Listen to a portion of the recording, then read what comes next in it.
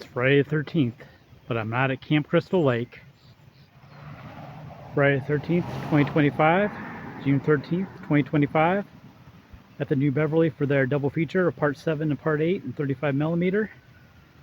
New Beverly doesn't have a parking lot, just street parking in a neighborhood.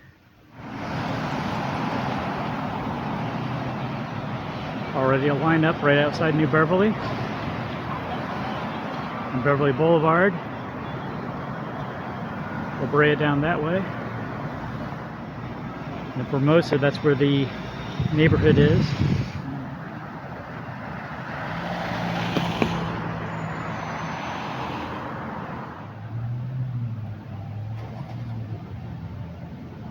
He's so fun to watch. Oh, nice. That movie he did on that was Netflix.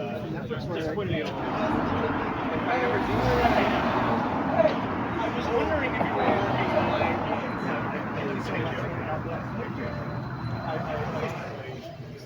were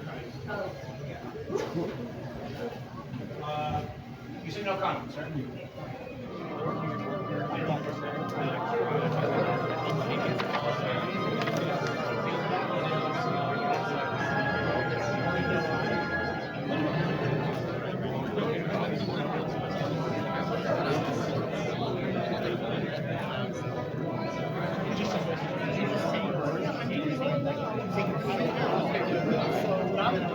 In any given year, sometimes when you're a repertory theater, you just act like it's any other day and you play a double bill of screwball comedies from the 30s.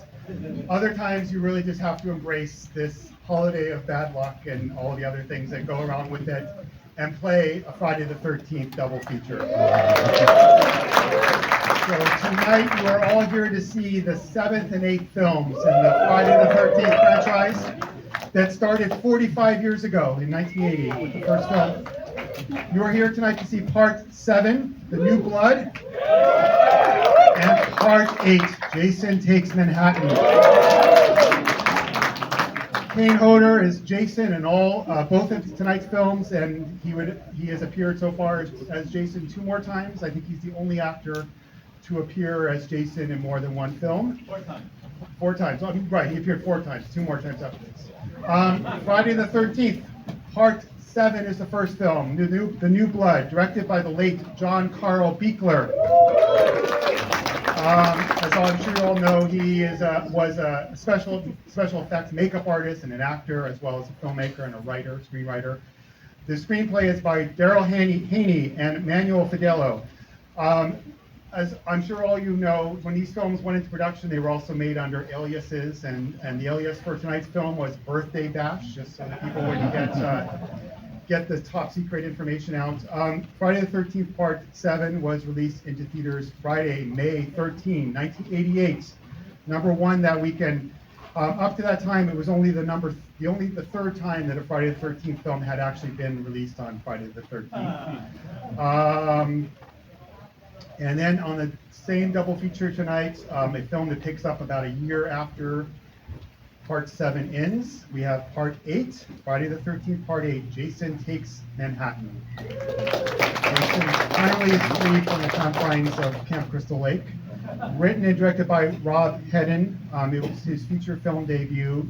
He had directed, I think, some of the episodes of the Friday the 13th TV series that ran between 87 and 90. And the alias that this production was under was Ashes to Ashes.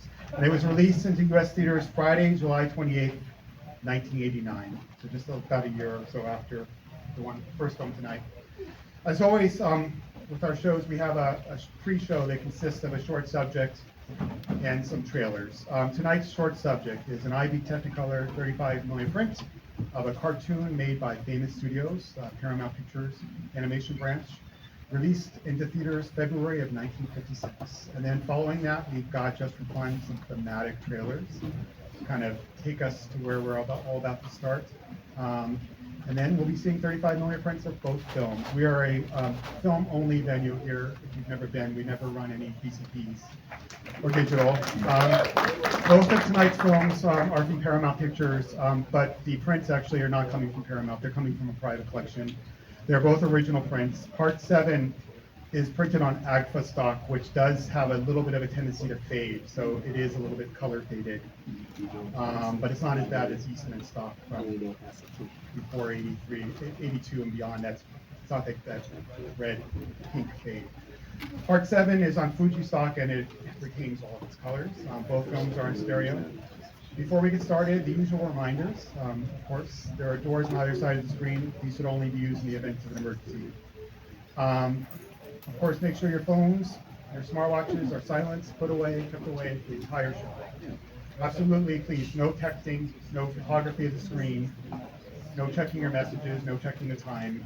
Make sure your smartwatches are in heater mode so they don't go on and off during the show. Lots of reactions to these films, of course, these crazy kills.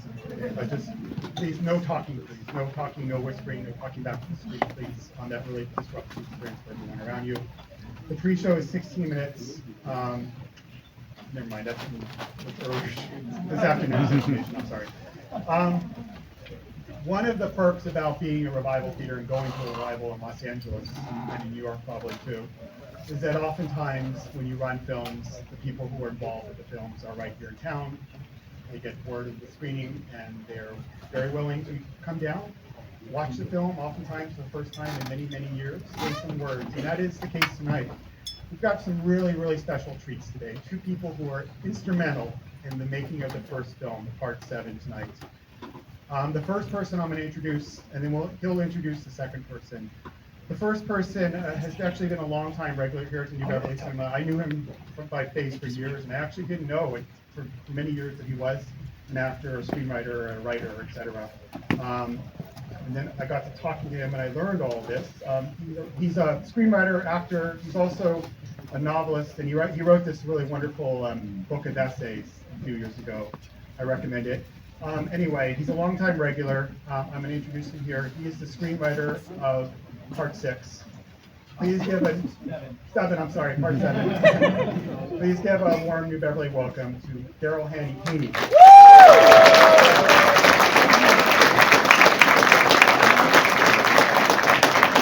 Daryl, I know I was reading a little bit about your life, and I know you were living in New York City.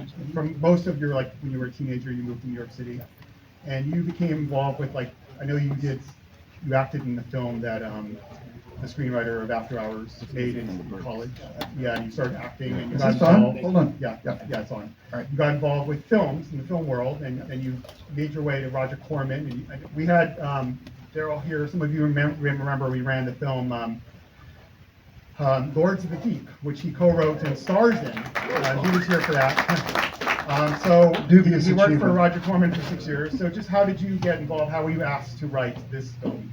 Well, Joe Minion, who had written After Hours, knew Roger's then assistant, Anna Roth, and she called Joe in New York and said, "Hey, do you want to get on a plane and come out here to direct a movie for Roger?" So Joe went out. It was Easter weekend, and he was told that he could hire any actor he wanted. So he called me up in New York and said, "Hey, do you want to get on a plane and come out here and start a movie for Roger Corman?" I was coming down from an acid trip.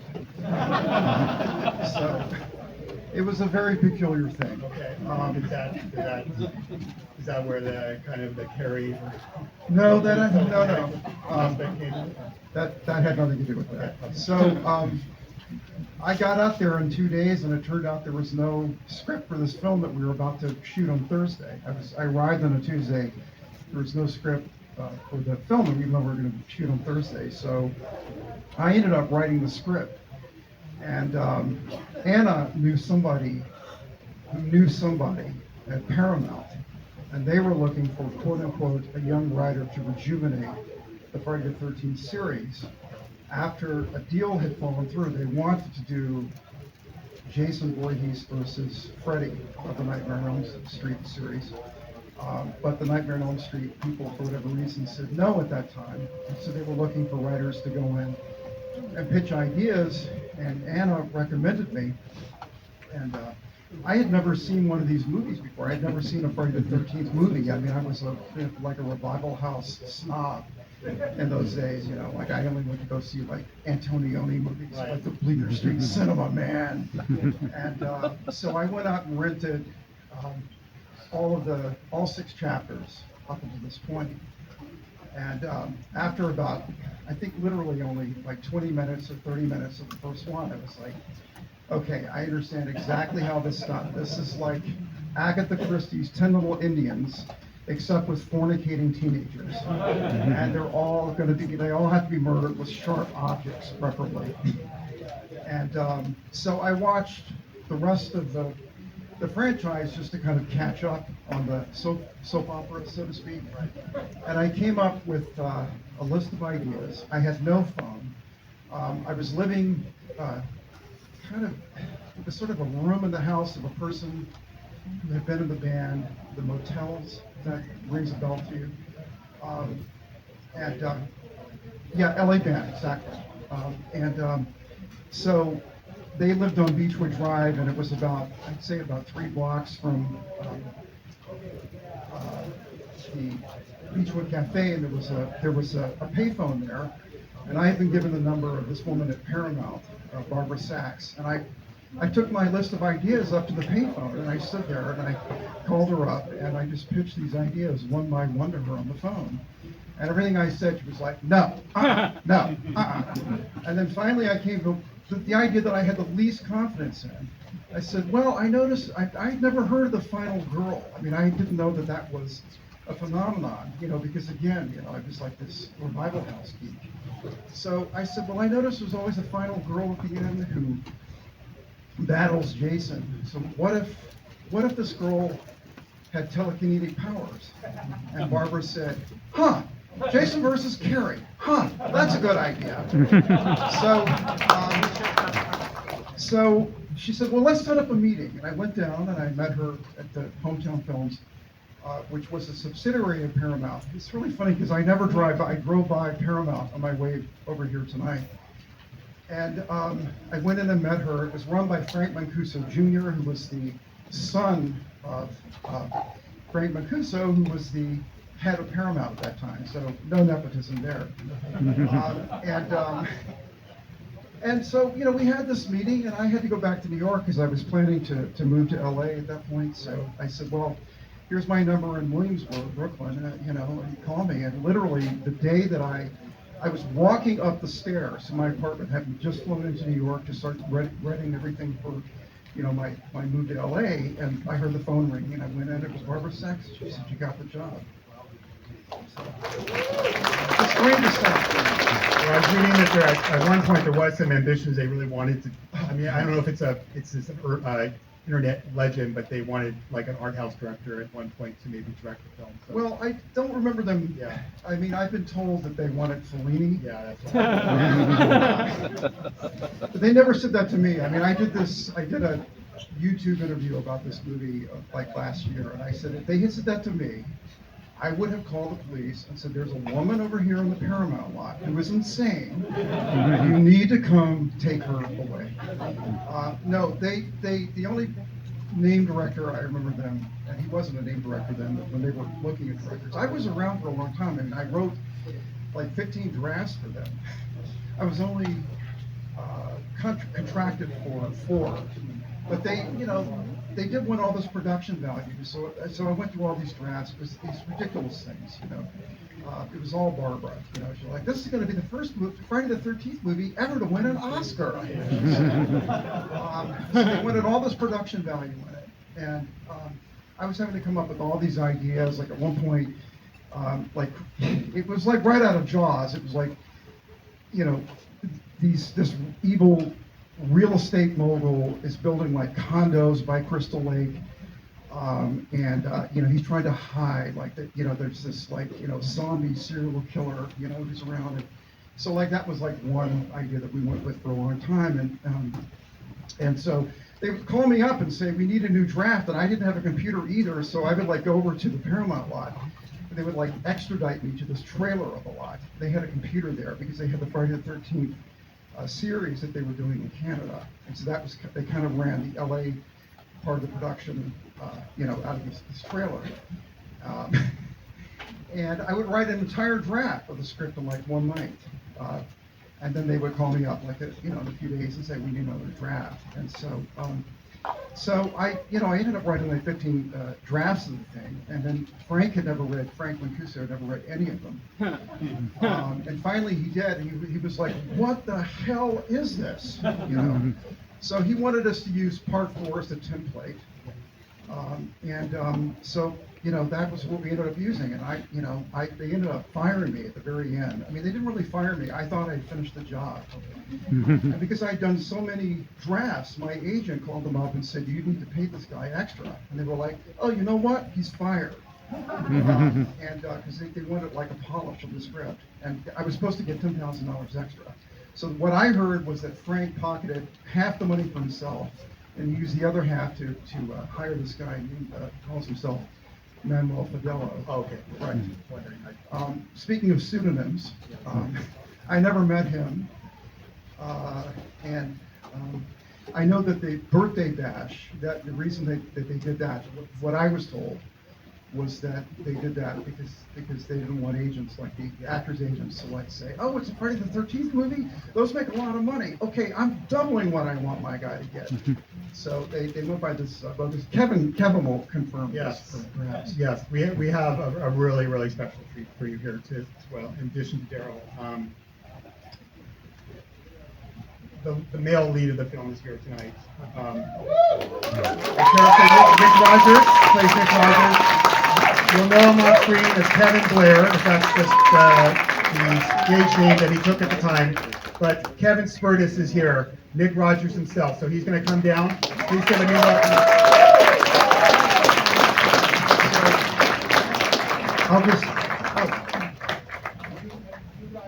We never The met. writers always meet. We never. Yeah.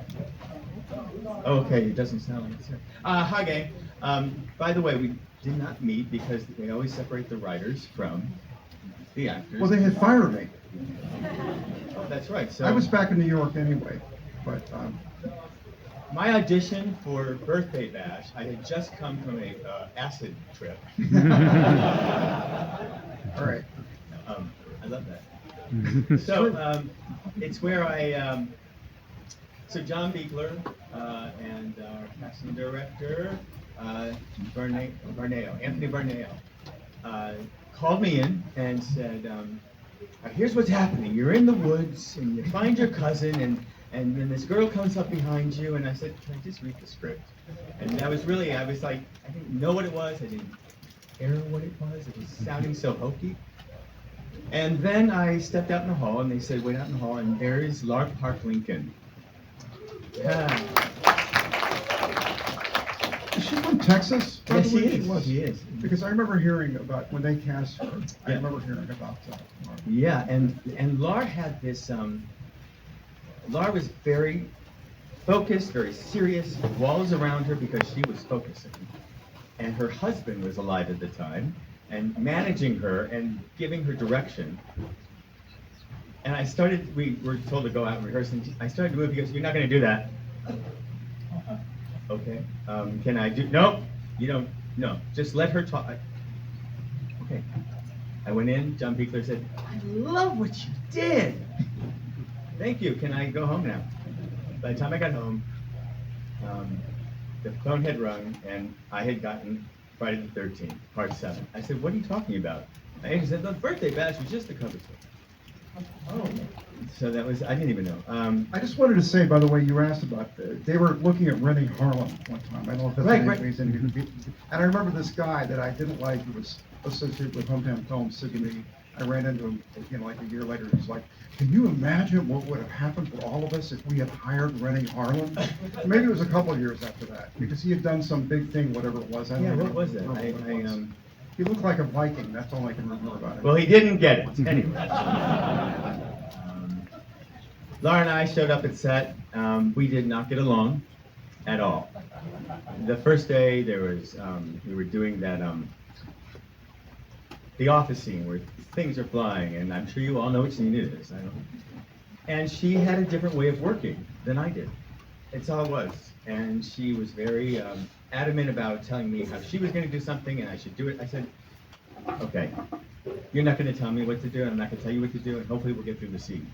And by the end of the house blowing up, and there goes the neighborhood, and me dropping the suitcase, we were not talking at all. And what the amazing thing about this is, you learn how to forgive, you learn how to forget, you learn how to move on. So for those of you who know, Laura Park Lincoln passed away April 26th, April. And by this time now, we are best friends. We found our path back to each other during the conventions, selling autographs. And what was sad to me was the lost amount of time that we didn't get to have together before that. Laura's husband died about 10 years after Friday came out. And I did not know this until she came to me and she said, "This series you wrote, Kevin, I can't believe, this is my story." I wrote a series called After Forever about love, loss, and new beginnings. And thank you. And she sat there and she said, "You knew every single thing. I want to know how you did it." She went to the Emmys with me. She wanted to support me. This woman had gone through cancer for 20 years of her life. And I just wanted to say, I'd like to send this entire viewing tonight as a send up and an honor of Laura Park Lincoln. And if we could all, at the count of 3, say "Bad News Cruise." 1, 2, 3.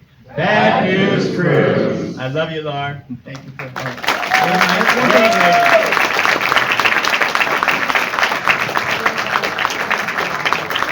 As Kevin mentioned, she passed away just less than 2 months ago. So I just want to say that this will mark the first time that I've ever seen this movie projected, except for the last half hour of it. It was such a bad experience for me in the end.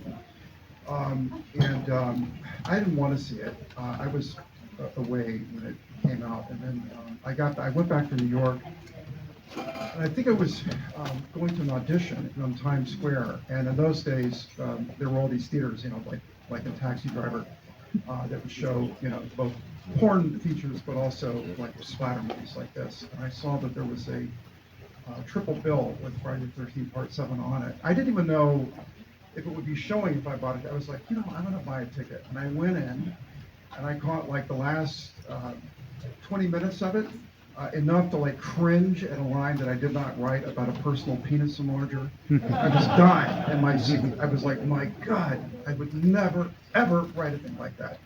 I hate you, Manuel Fidela, whoever you are. But the showdown was cool. I kind of liked the showdown. And the great thing about it was that the theater was full of like winos. And they were like shouting at the screen. They were like, "Yeah, get him!" That kind of. That was a great way. So for me to see as you were talking about being a revival theater person, it is really strange for anyone who's around revival theaters going back to the 80s. And it is odd that these films are now a staple of revival theaters, but they really were not. In the 80s and 80s, these films everyone had contempt for them, Yeah, I mean, didn't like Siskel and Ebert do like a whole special episode where they were just like, "We hate these movies, and if you see them, you're deranged," So it'd be really unusual. I mean, anyway, it's like a whole Friday the 13th marathon at a revival theater, 35, 40 It's years kind of ago hard to would have believe been- that I'm would have sitting been- here all this yeah. time later, like, Yeah. introducing this movie Yeah. like a revival house. My God. Full circle moment, as Yeah. Oprah would say. All right, here you go. Thanks, Daryl. Thank you to Kevin Sturtis as well. Just make sure your phones are put away. Lights are going down. Enjoy the show. So, Oliver's superstitious, eh?